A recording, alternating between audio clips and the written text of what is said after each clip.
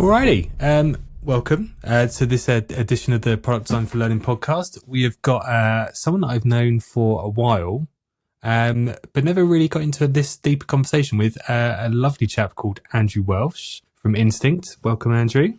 Thank you very much, Greg. We're glad to have you on, and this is an off-process topic where we're going to talk about recruitment in L&D. And Andrew's from Instinct, as I said, and I'll let him do a little intro in a second, but he's one of the good guys. So just to preface this whole episode with good egg, I would recommend him to anyone. So that's my intro. But Andrew, could you give us a quick 60 seconds on your career in recruiting for learning and HR roles? Yeah, of course. One of the very few recruitment good eggs, I think. So I've actually done L&D recruitment for 14. Well, this is my 14th year in L&D recruitment, which is quite scary actually when I looked at that this morning. But I imagine if you've got similar amount of time in the sector, because I feel like Similar, quite a lot of those years. Yeah, about the same amount of time, yeah. Yeah, so all 14 of those years I've spent working for Instinct. So we're an employee-owned L&D focused recruitment agency based in Manchester. So we really badge ourselves and market ourselves as digital learning specialists, and that's kind of always been our USP. But in reality, all of our clients are either L&D departments or companies that sell into L&D, and we do lots in higher education too. So we do cover the breadth really of L&D. That's typically kind of strategic positions, content focused roles, business partnering, and then more technology focused positions, platform interests for that matter. We're about, in a good year, we're about 50-50 between interim and permanent recruitment. That's not necessarily the way it's worked out the last couple of years, but yeah, we offer both of those things basically. And we're I don't know if I mentioned we're in Manchester, but we cover the whole of the UK and a little bit beyond. Do a little bit in the US, some in continental Europe too. Nice, lovely. Sorry, I didn't mean to cut you off there. Sorry. No, it's all right. Was that 60 seconds? Well, no one's ever actually got into 60 seconds when I've said, "Oh, give me your stick." And I think I tried it myself, and I was like, "This is impossible." But the first person that does, I will buy them a drink, whoever they are, whenever they come on. I'll buy you a drink anyway. But first thing to get into was you got 14 years in L&D recruitment. So what's the biggest thing you've taken away from your time as a recruiter in this industry? We were talking just before we started recording about this last 12 months has been a bit wild compared to normal, but what's been your biggest takeaway, I guess, from any period in your career? I think the first thing I'd say is and this is not just contrived, but it is a really good sector to recruit in. I think we've dabbled, and I've dabbled outside of L&D recruitment in various other, just like tech, for example.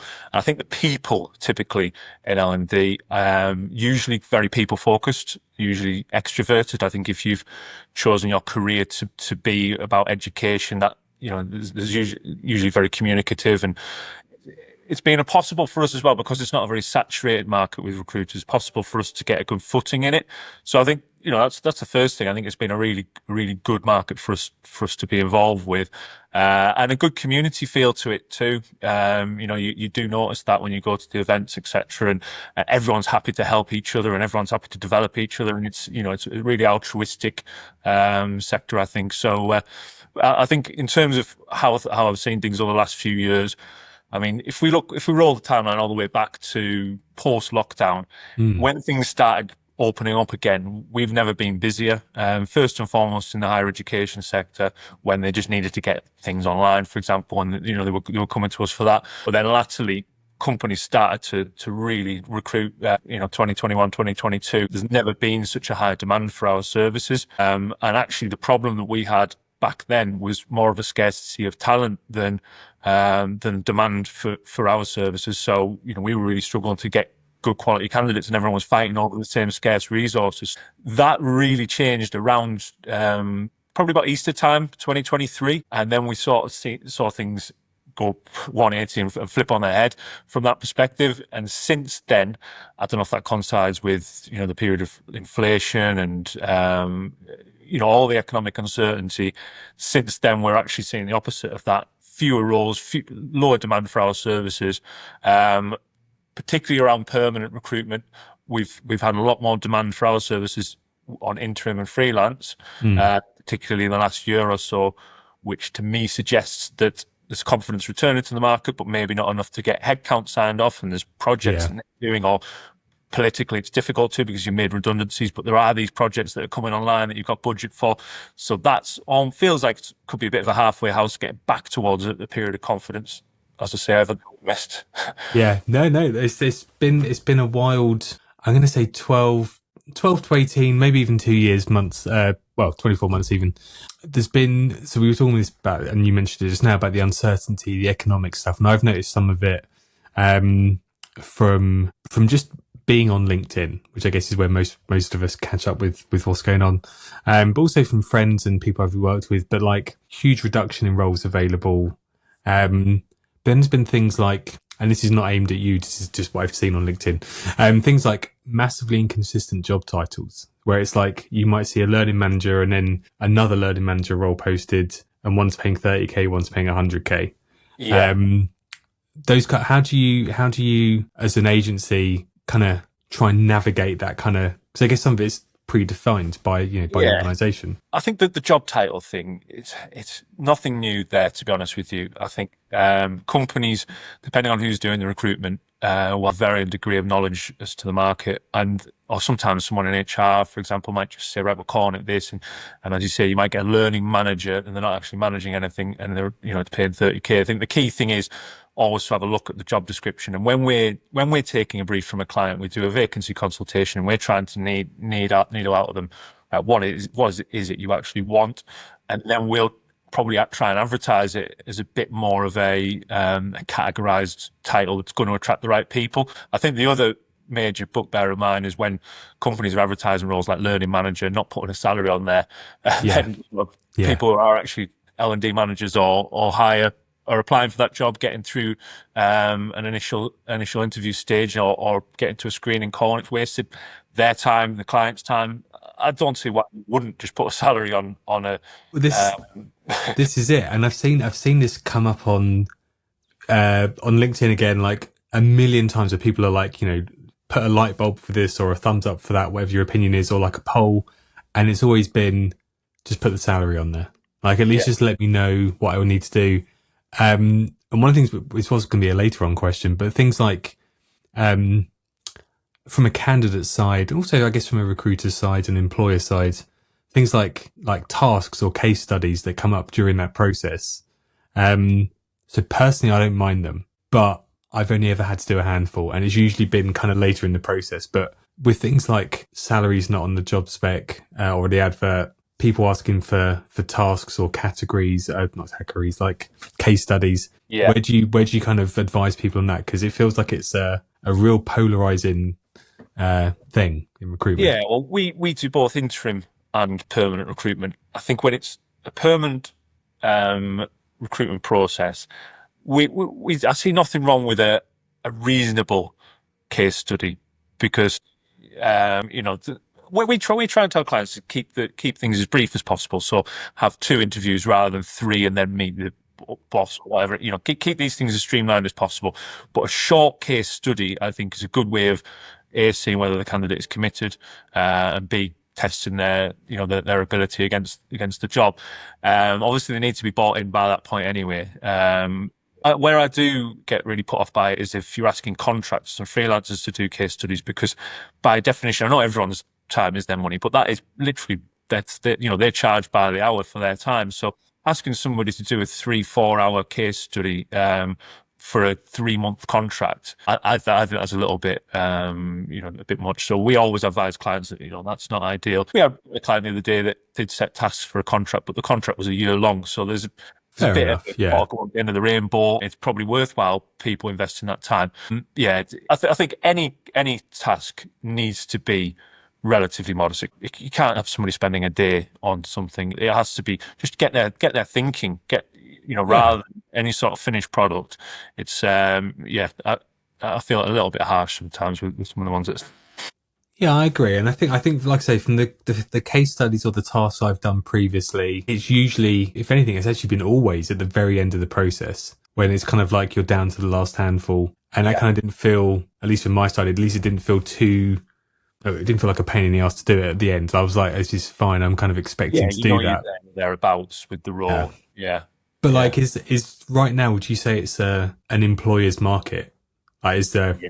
Yeah, That's it. And I was going to kind of make that point that whereas 18 months ago, 2 years ago, yeah, probably more like 2 years ago, we were having candidates who were just, if they were getting to a final part of the process and one had a task and the other one didn't, they've got that much option that they were just kind of going with the path of least resistance. So we were having to advise our clients of that. Look, you need your process to reflect the fact that this is an incredibly competitive marketplace and there's everyone's getting 4 or 5 offers and they're getting asked to stay where they are and get an increased salary where they are. It was a crazy market in that regard. Whereas now, I think candidates need to be a little bit more aware that they're in a much more of a bullish market where that they're going to be up against other very high quality candidates who've been misplaced from other positions, and so you're going to have to jump through this more of these hoops than you maybe would have been comfortable with yeah, previously. yeah, absolutely. And one of the things, and again, I don't, having worked with you guys and actually been an end user of Instinct, this is absolutely not an Instinct thing or problem that I've noticed at all. But again, from friends, people I've seen on LinkedIn, um, ghosting from recruiters. This is just recruiters in general. I'm not singling anyone out. Before I get Very careful where lambasted, we're going. I'm gonna get like 400 recruiters coming to my house to beat me up in a minute. But ghosting from recruiters, and so it's kind of like agency and internal TA, seems to be way more of a thing than it used to be. So my immediate gut reaction is, come on, at least respond to everyone. Even if it's like an automated thanks, but no thanks, if it's early stages. If it's in an interview process, I kind of feel like people are owed something rather than just a blanket response. But then it does feel a bit like it's becoming so common. But on the flip side, there are so many more applicants than usual. Like, is it more of a time thing? I mean, what Yeah, I do mean, you see happening? there is that. I've got some empathy, I suppose, but I mean, one of the policy that we have internally, and I've always said, is we're operating in such a small marketplace. Very easy for someone to fall out with you if someone's gone to all the effort of going to an interview, then the least you can do is get back to them. We don't always get feedback from our clients, but we'll always try and endeavour to get feedback where we can. So yeah, I do see that side of it. I mean, if ever we're kind of guilty of not feeding back, that's quite an important issue that we highlight internally because, as I say, reputation is everything, and it's very quickly can deteriorate if you're not going back to people. The reason why it's on the increase, I imagine, like you said, it's just due to pure volume of applications. I imagine. I mean, you see as well as I do on LinkedIn when there's how many people have applied to this job, and it's always over 100 at the moment, isn't it? So, but again, there's functionality on LinkedIn where you can actually send an automated email to anyone who hasn't been taken through. So it's not as though it takes that long to actually do. So there is a get out. Yeah, exactly. Yeah, I think it's quite shoddy, isn't it? Really, I think that's the top and bottom of it. You've got to remember that people are humans, and as well, I think I mentioned this to you earlier, but people need a lot of resilience at the moment, and it's quite tough out there. Yeah. It's that competitive. Getting some development points and getting feedback from interview processes, even if you weren't successful, is important. Yeah, absolutely. And I guess we're always seeing this from like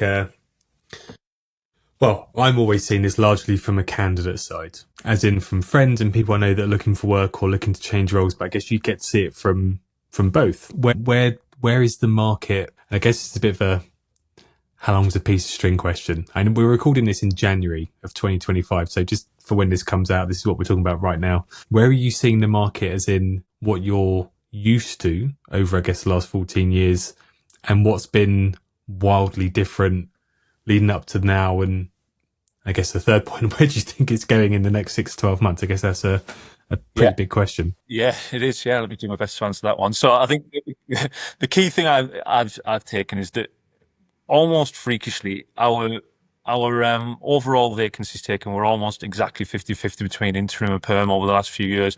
It might split to 60-40 either way, but there's been real equilibrium there between demand for both of those, whereas in the last 18 months, we almost weren't getting any perm for large periods of this. So yeah, it was, now that could be for a number of reasons. Clients, when they are advertising, they're getting lots of applicants directly. So it's not necessarily that there's no permanent recruitment happening out there. It's just that the necessity to use an agency maybe isn't there as much.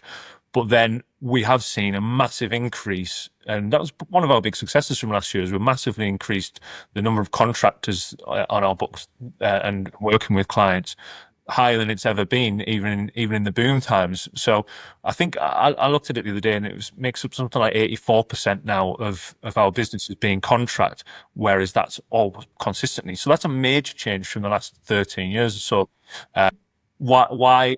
I'm not so sure. I mean, I think one of the things, contract is a bit of a different service offering from us. So people often have a project, they need it executing quite quickly. We've got people we've used for 10 years or on multiple occasions, so we can match that up and get that over the line a lot quicker than a permanent hire. So, and then obviously there's the whole contractual side and the payroll. So we're almost offering a bit of a different service there. And I wonder whether people just decide it's easy to use an agency for that, and then there's probably no need to really for permanent recruitment at the moment until things, because it's always, these things are always cyclical. Yeah.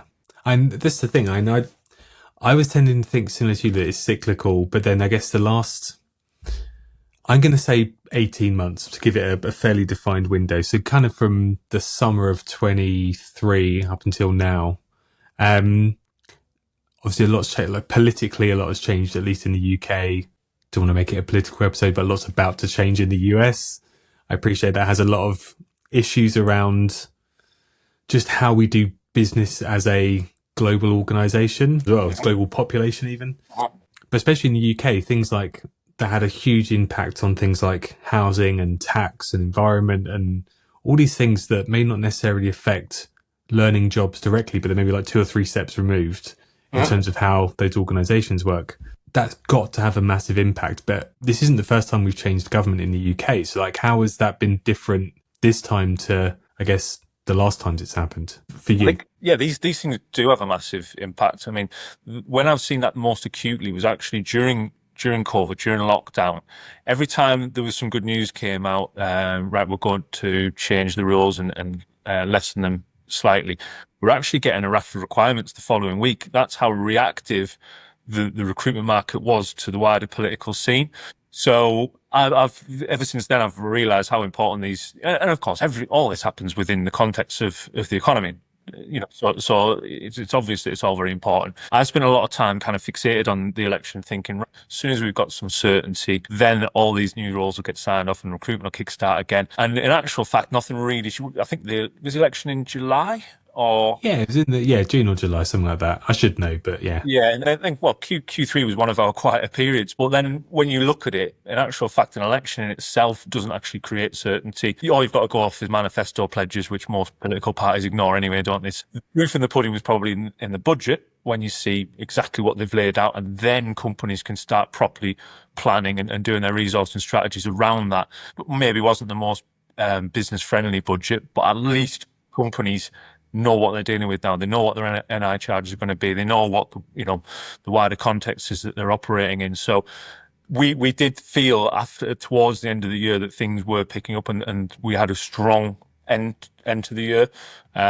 So whether or not that was the election or the US election or otherwise, I don't know. But yeah, I mean, I'm hoping that the certainty that we now have, because it has been quite a tumultuous few years, hasn't it? So yeah. I'm hoping, certainly we now have both sides of the Atlantic. We know exactly what we're dealing with. So I'm hoping that feeds into some stability for business, as I say, fingers crossed.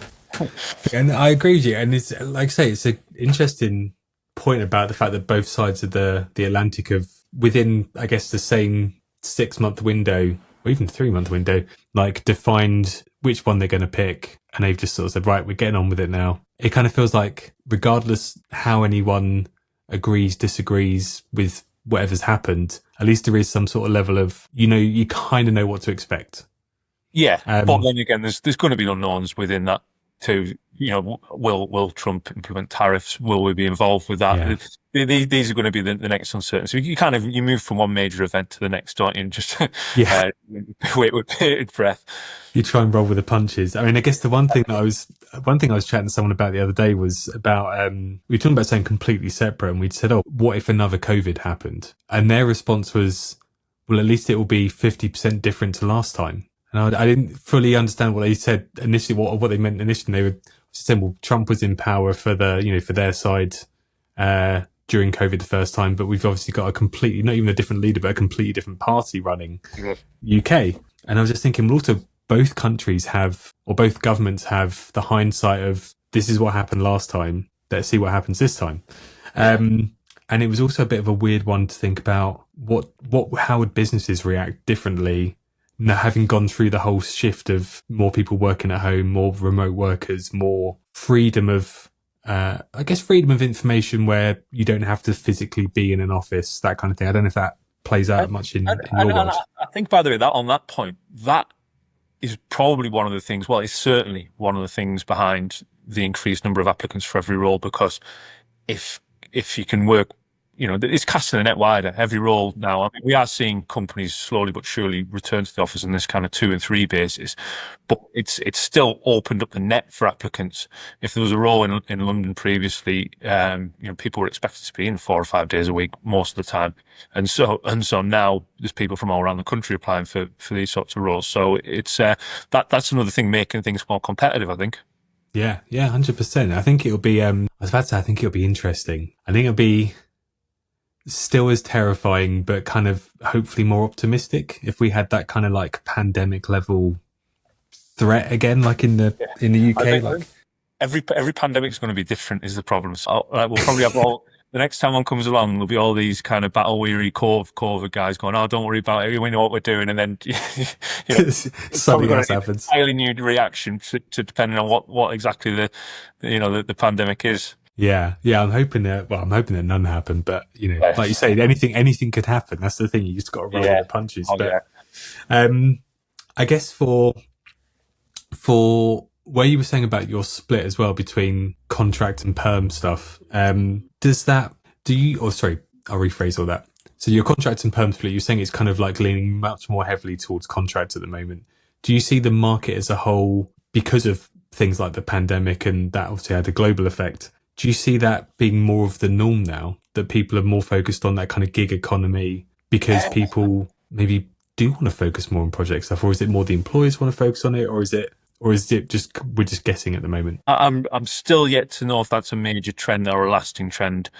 Feels to me, receive wisdom from my bosses who they worked through 2008 economic downturn, for example, and they said contract comes back first. And the received wisdom from them was clients have let their staff go, but then suddenly green shoots start to appear. There's projects they need to execute. They've got a headcount freeze. So the way around that is to bring in a contractor.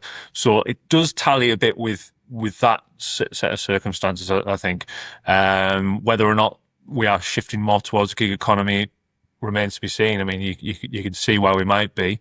But then again, Labour's key manifesto pledges is to look at all that, and I have no doubt there'll be some legislation around the governance of contracts, and sometimes with that sort of legislation, by the way, it's not actually the legislation itself which causes an issue in the market, it's interpretation of it. And with IR35, for example, there are clear ways that you can assess every contractor for IR35 and whether or not they sit inside of it and are affected by the legislation. But what lots of companies, particularly large ones, chose to do was just ignore that and just deem everybody to be inside of IR35.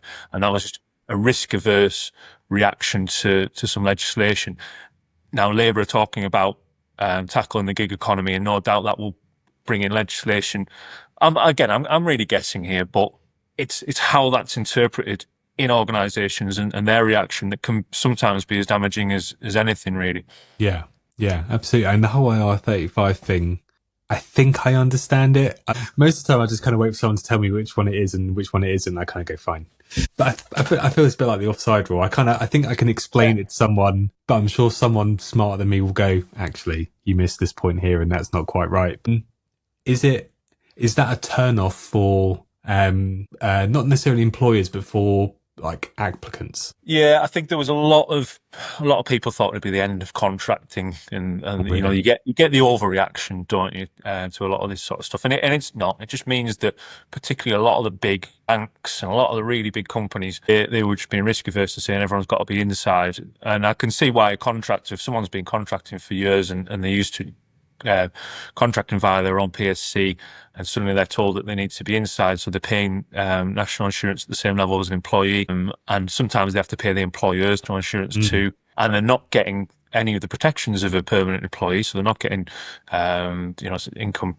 incapacity benefits, the sickness benefits, or holiday entitlements. Yeah, you're having to pay all the same taxes. I can see why that was. Lots of people left the contracting market for those reasons. But again, the legislation is that you're supposed to do a check on each contractor, and if they're a bona fide contractor and they're not an employee, then they should sit outside of this legislation. It shouldn't actually. Nothing really changed with the legislation, which is who had to actually do the assessments that changed last time around, and that moved from self-assessing almost to actually being the liability of the hiring client. And so suddenly with that potential risk, a lot of them just said, right, we're only employing people via umbrellas, which is essentially inside of IR35, or just making them inside of IR35. So, yeah, as I say, it was more the implementation of the legislation than the legislation itself, which caused problems. Nice. I'm going to have to rewatch that afterwards and fully understand what you just said, but I'm sure it's a great... I'll probably confuse me. I'm sure it's a much more eloquent example of what IR35 is and isn't than what I could explain. So thank you.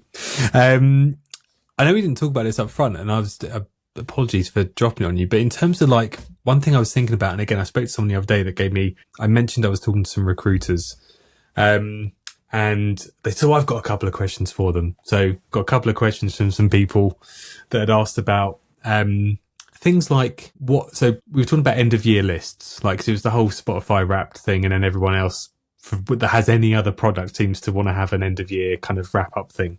But one thing that seems to happen every year within learning is these skills lists where they go, these are the top 10 skills that employers want or learners need or we as L&D people need.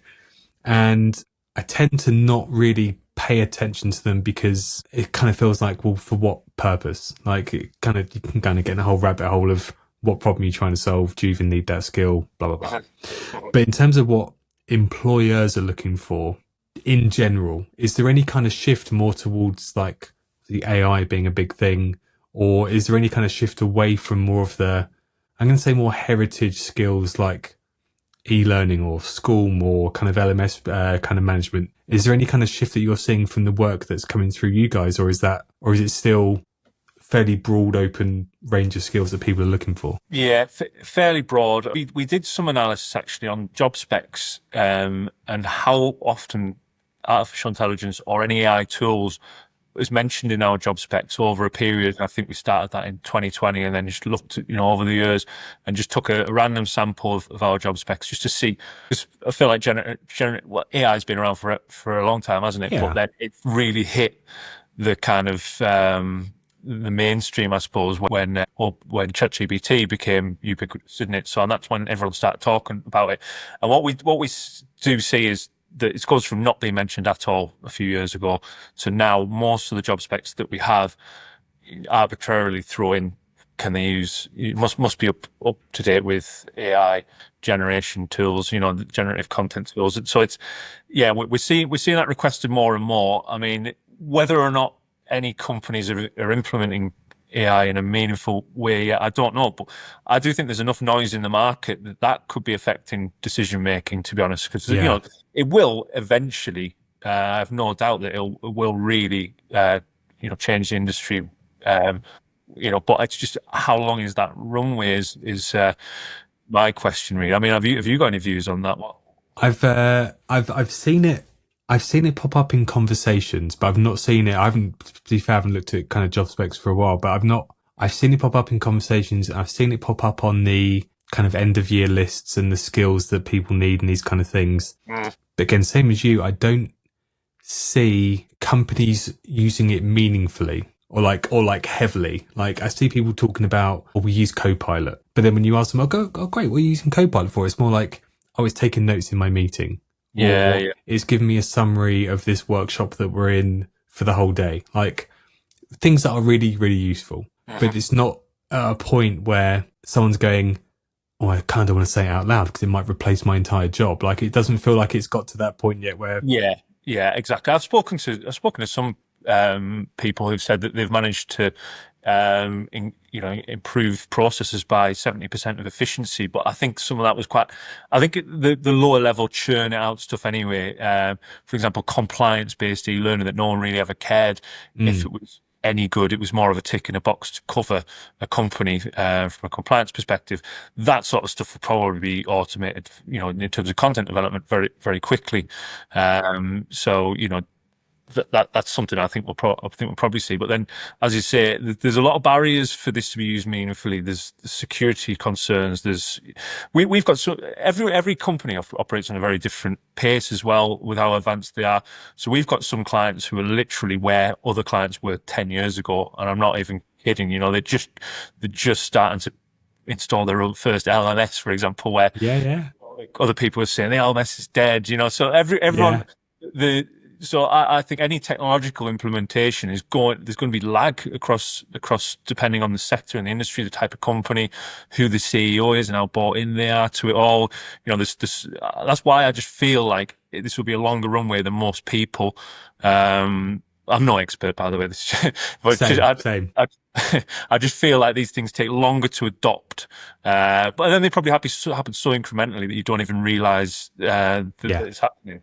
Yeah. And I think that's right. So like I seem to, and again, this is my perception, I could be entirely wrong. I seem to see more people talking about it and the threat of AI, like taking our jobs and doing this and doing that and just creeping up on us, rather than people actually doing anything with it. That's getting to a point where you're going, oh shit, that's probably, if that does happen in every company, then we should all start to panic. But then I'm also seeing people that are going, here's a really meaningful use of it. So we've got Ross Stevenson coming on in a couple of weeks to talk about AI in design, and that seems to be his current kind of anchor. Is that he really, like, if you had a Ross in every company, then yes, I would probably start to panic about it. But he's one guy. But also I think it's, as you just said as well, I think it's a case of what are they doing with it, and if they're tackling things like compliance training, very rarely at the moment am I seeing whole teams that just focus on compliance training. It's usually like a bit of someone's job. So if someone can go, this bit of my job is pretty boring, we can get AI to do it and it still does the same thing, great, it just frees them up to do something else. And up the value chain as well. So, that's the. But I suppose in terms of how it's affecting recruitment, I don't know. This is just anecdotal, but in my mind, even if people are implementing this from the bottom up, so let's just say if you're a learning designer and you're starting to use ChatGPT and it's making you 20% more efficient, if you then kind of look at that at the macro level, that's going to should really mean less work out there. In theory, it probably is having some kind of effect on the employment market because it's making people more efficient. Whether or not we'll see those wholesale changes in entire jobs, departments being replaced, that will happen eventually, I have no doubt. But I don't know how long that'll be. Ask Ross. I'll listen to that. I'll write it down and ask Ross because I'd like to know as well. I think, and David James has said this a number of times as well about his, and I'm going to bastardize everything he said, but he gave I'm going to say prediction. Maybe he said like a hypothesis. I'm not entirely sure, but basically like the role of learning as a whole in corporate roles over the next, 5, 10, 20 years is going to be, it's still going to be needed. It's just going to shift from what it is now. And just going back to the skills thing. So where we sort of honed in on AI, are there any particular skills that are emerging that you're seeing when the clients are coming to you to say, we need this type of role, but is there any skills that maybe are being mentioned louder now than they were maybe 2, 3, 4 years ago? The one I did see a trend towards, and admittedly this seems to have stopped, but there was a few clients reached out to us and said, we're going to need kind of heavy duty data analysts for our L&D team because, and then, my kind of retort was, well, you and every other department are going to be competing for these data graduates. That seems to be a trend now. I think it's probably become more a part of an L&D practitioner's role anyway, rather than being heavy duty data. You're going to need some strong, data competencies. So that's something that's a direction of travel without a doubt. Otherwise, I'm trying to rack my brains. We see things happen in fits and starts, but I can't think of anything else that has really caught our attention. Yeah, I know. I'd agree with data as well. Like it's one of the things that when we when we consult with people, data is one of our major milestones that we talk about, and we kind of break it down in terms of what you know already, what you don't know, but then also the bit where I kind of don't see AI helping enough, purely because it can't feel, but then I start to get into a weird kind of Terminator 2, is that going to be real kind of thing, is interpreting the data in a way of, if someone just says, yes, I enjoyed that, and you've got 100 people say, yes, I enjoyed this, that's your data point, or yes, this worked. It's then starting to go, well, how did it work? Why did it work? And that's where I think having a data scientist or somebody with a really good data background can come in and say, well, let's dig into this and figure out what bit of what we've just done was really good and why did it work, rather than someone just going, these numbers say yes. It's like a spreadsheet can do that. So, go beyond that. But yeah, I'm glad you pulled out data, because it's interesting to see that people are trying to do more than just talk about it, especially if they're starting to look at it as part of people's roles. Yeah, and I think it comes back to that hallowed ROI and how L&D, proves that. And that's one of the reasons I think why there's been struggles often in times of uncertainty. The L&D budget is one of the ones. There's always a hiring freeze, and then the L&D budget's cut as well. So we kind of exist in this perfect storm of. Oh man, yeah, it's not a storm I like to be in, but yeah, it is happening. It is happening. No, well, I mean, again, I don't want to be a doom monger here, by the way, because not at all. We haven't had a particularly bad year, and we just had to work harder for everything that we to stand still effectively. There is still work out there. We've increased our contractor book. I don't want people to be too downtrodden, because there's work out there, there's jobs out there, and we've managed to have a relatively prosperous year. So it's not all bad news. It's just not shelling peas like it was 2 or 3 years ago. I will say, this is not a paid advertisement, but I've used Instinct, and they are great. They're really nice people, and they call you back. So if you're looking for work, give these guys a call. They're lovely. Perfect. Last couple of questions I had for you as well cool. was, again, a friend of mine asked me this the other day and said, if you're speaking to a recruit, can you ask him this? CVs. Is there this kind of fictitious recruiter kind of level of, if it's more than 2 pages, you're not reading it? What's the golden duration? Everyone you speak to, it's quite personal. Everyone you speak to has got their own things that they look for. And for me, I always hate it when people don't give a description of what each company. I think the CV should tell a story. Keep it, a couple of pages, no more than 5, I would normally say. So every few years, if you moved around, just try and cut it down and thin it out. I think every company, talk about what the company are first and foremost, and what sector they're in, and then go into your achievements and your responsibilities.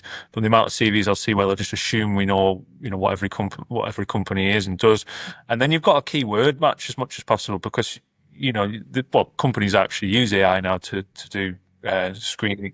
But then even if it's internal HR and recruitment people, if you've worked on a certain platform, name it, call it by name. People are searching for you on LinkedIn, so make sure that detail is in your CV and on your LinkedIn profile. And if it's the shape or just get those keywords in, because you may well just be a keyword hit. So that's one of the bits of advice I would always give. Nice one. And is there any advice in general, I guess, a bit of advice for potential employers, and any advice for potential candidates over the next year? Is there anything you would say to them in today's market that can set them apart from the rest? I think it depends on what the candidate is looking for, I suppose. So certainly if someone's a learning designer, for example, you simply must have a portfolio now. We're seeing clients that have gone from just requesting, have they got any work examples, to they just won't interview people if they've not got. So the portfolio, usually best to host it online. Again, all about showing you working out. So it may not be that you've produced something amazing, but it's just about what's the context, what was your budget, what were the challenges, that sort of thing. And even if you're not a designer, if you're more strategic, maybe put together a portfolio or a PDF, some case studies. Did you have a platform to implement, or is there an organizational change? Again, talking through that can be something separate to your CV that you can always kind of use as some collateral prior to interview. For hiring, I think companies have got an easier time of things attracting candidates at the moment. But the question I would ask is, what are you going to do to make sure they're going to still be there in 2 or 3 years? You don't want people using this as a stopgap.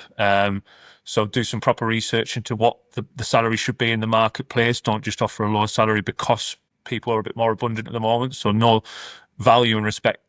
We every year, and this is a shameless plug, I suppose. Well, it's not actually because it's free, but every year we release a salary and rate guide based upon the data of the preceding year and roles that we've asked to work on in L&D. And so, reach out and get that from us. It's free, and then you can benchmark your roles properly, or just do some wider research and before you go into the market. Yeah, 100%. They can take their own medicine and do a bit of data analysis themselves. Well, thank you so much for your time. This is usually a bit where we say to people, if there's anything you want to plug, now's the chance to plug it. So I know you mentioned about your salary benchmarking report, but anything else you want to plug? Now's your space. Yeah, in fact, so we'll Instinct, or members of the Instinct team will be at the Learning Technology Exhibition I should have known when that was, to be fair. I think it's April. Yeah, I think it is April. It's April, yeah. So I think we're about our 10th year there. So I know a lot of your listeners are probably attending that. So if anyone wants to swing by, we get the same stand every year. When you go through the main doors, you take a left, and we're on the outside of the hall. So yeah, we're always there to have a chat to people and answer any questions they might have about the market. Lovely, cool. Well, I'll see you there. I don't know if I'm going actually. I will look into it. If I'm there, I'll come and see you. But yes.